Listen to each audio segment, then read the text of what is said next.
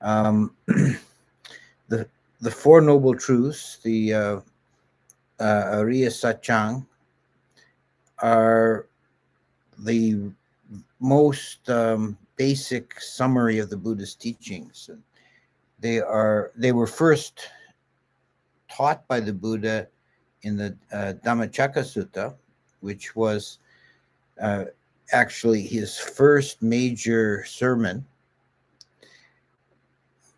Shortly after his awakening and his decision to, as prompted by Brahma Sahampati, his decision to go forth into the world and teach the Dhamma, he approached his former companions in asceticism, the five ascetics, and at first they were, when they saw him coming from a distance, they said, "There's that Gautama, the backslider. He gave up on asceticism and eat the milk porridge. He fell back into worldly ways. We should snub him." But when he got closer and they could see how radiant he was, they couldn't help themselves. They offered him marks of respect and had him seated in their circle, and he gave this sermon.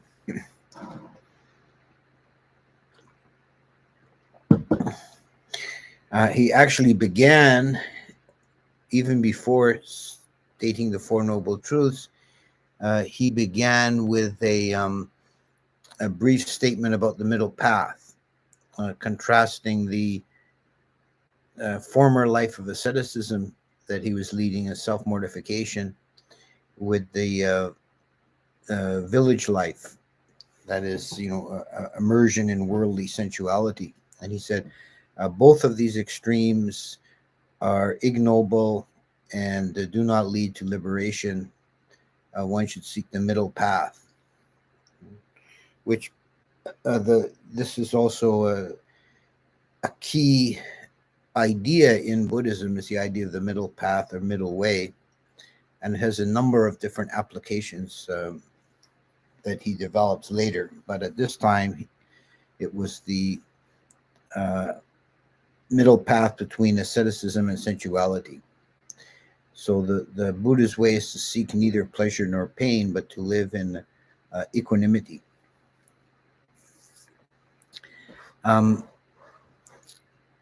Then he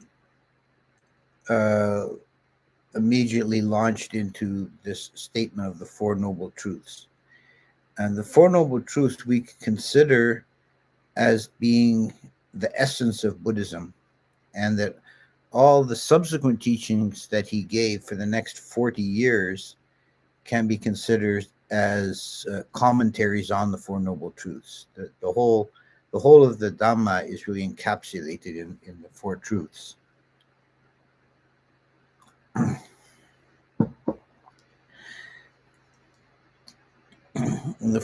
And all the Four Truths relate to in one way or another, to the concept of dukkha.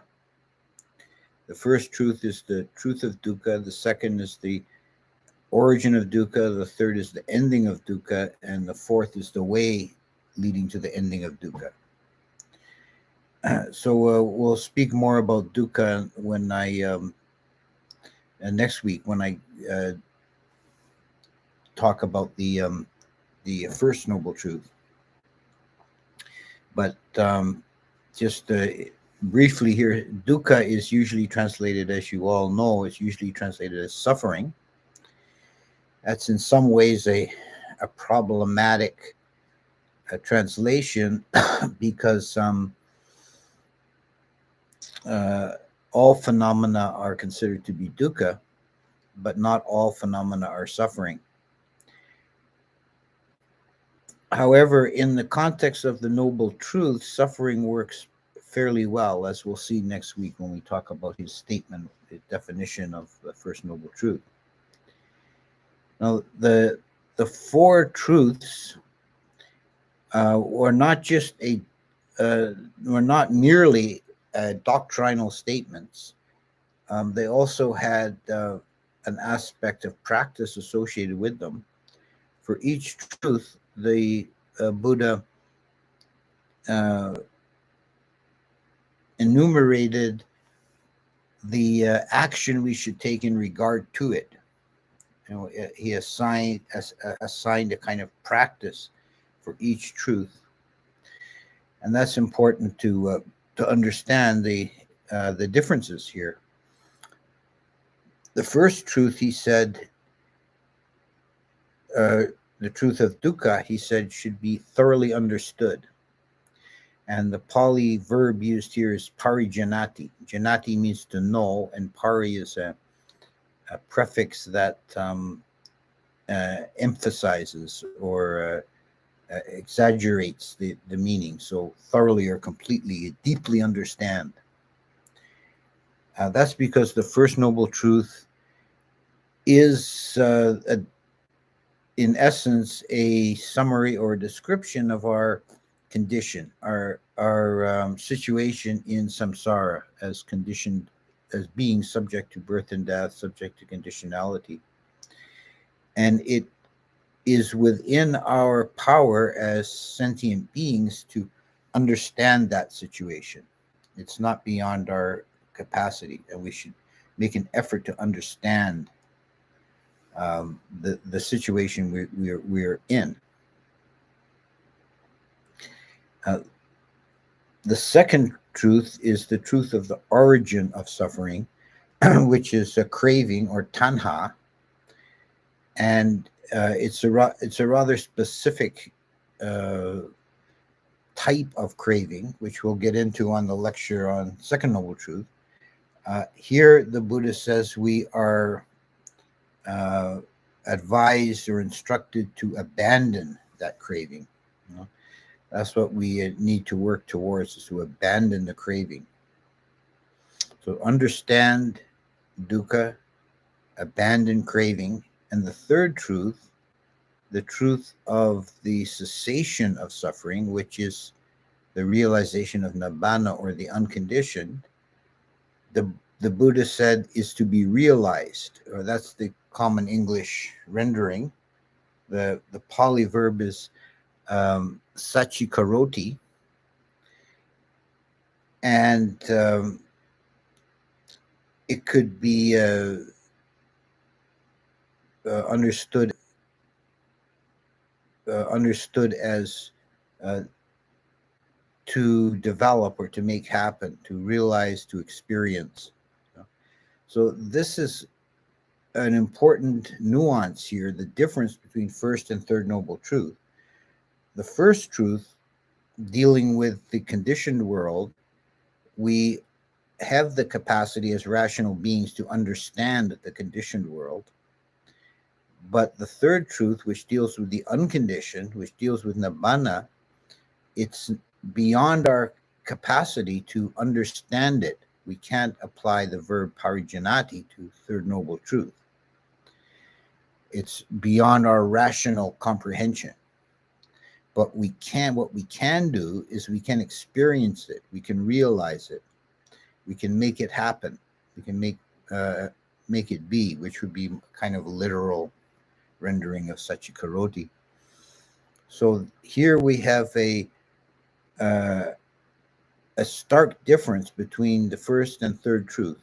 The first truth being conditioned, the third truth being unconditioned.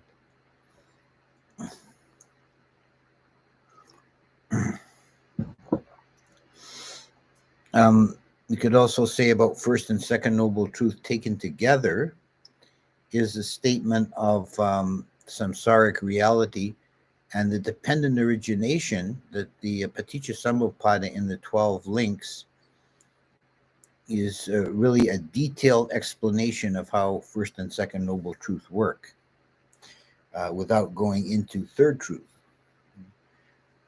Third truth is the ending of that. It's the breaking of the dependent origination. It's the realization or the penetration or the entering into of the unconditioned. The fourth truth is the way leading to the ending of suffering, the path, the Eightfold Noble Path.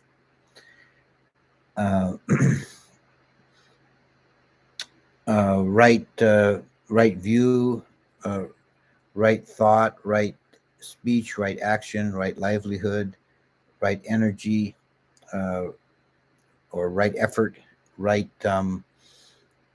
mindfulness, and right concentration, or right samadhi, sama samadhi.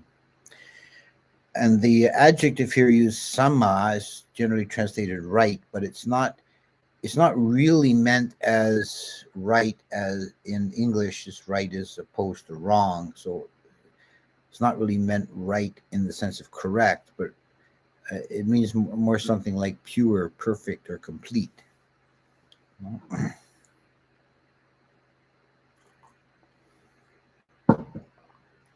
And the admonition here for fourth truth is to practice it, to walk the way that the Buddha has laid out in order to realize third truth.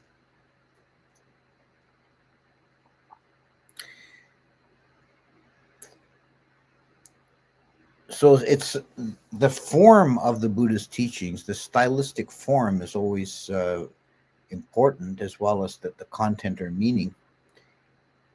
And it sometimes seems to people a bit curious or odd that the Buddha put them in this order. It would seem to many people to be a more reasonable order to have switched third and fourth truth. So you have the path, then you have the result of path. And that would make a kind of logical sense. But what has been suggested, and I think it's a sound suggestion, is that the Buddha was here using, as he often did in his teachings, he was using a form that was already known and existent in the culture and putting a new meaning to it, giving it a higher meaning. And the particular ordering of these four truths resembles the layout of Vedic medical books. When they would deal with a disease, they would first list the symptoms. So that's first truth. Here's the problem.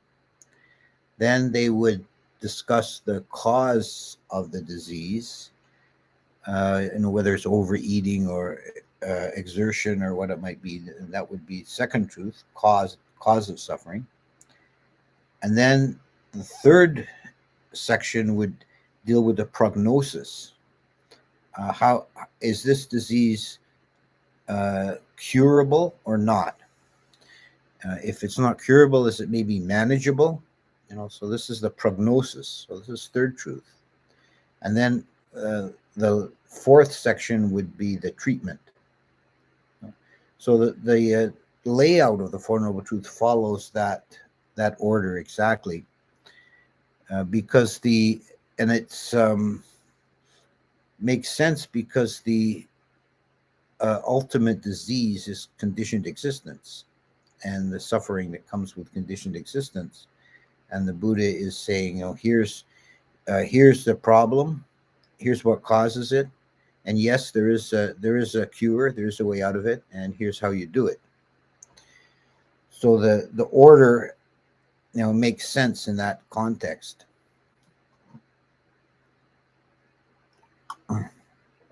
In the final section of the Dhammacakka Sutta, after the Buddha taught the Four Noble Truths,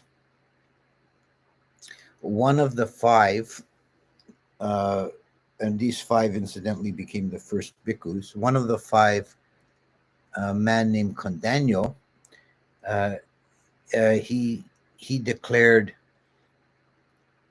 oh, now I know, now I see. That which is subject to arising is subject to ceasing. And the Buddha said, Kondanyo sees, Kondanyo knows. And then Kondanyo knows is Anyo Kondanyo, and that became his name afterwards, Anyo Kondanyo. And upon that proclamation, the Devas rejoiced, and the word or the news spread upwards through the cosmos from heaven to heaven, and the wheel of the Dhamma has been turned. The wheel of the Dhamma has been turned, and there was a great rejoicing throughout various realms of the cosmos. So it was an extremely significant event. Now this little episode is extremely important, and it has a lot of meaning to it. First of all, notice that Condanyo statement, that which is subject to arising is subject to ceasing, is a true statement of Dhamma, but it does not follow necessarily logically from anything the Buddha had said in his first sermon. It was an independent statement of Condanyo's. So what this signifies is that Condanyo had, by listening to the Buddha's discourse, he had made an independent penetration into the Dhamma.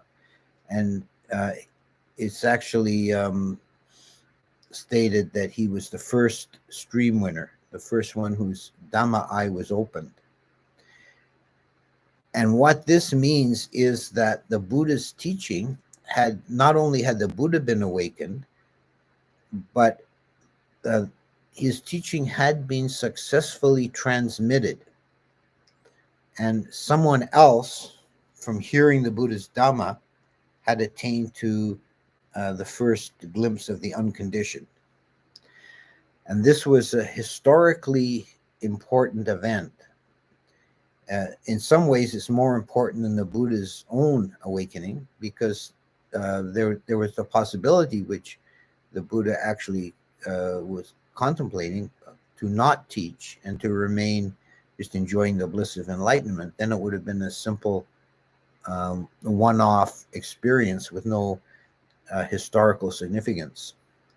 But because the Dhamma was now successfully transmitted, the wheel of the Dhamma had been turned, meaning that it's now out in the world and is available for other beings.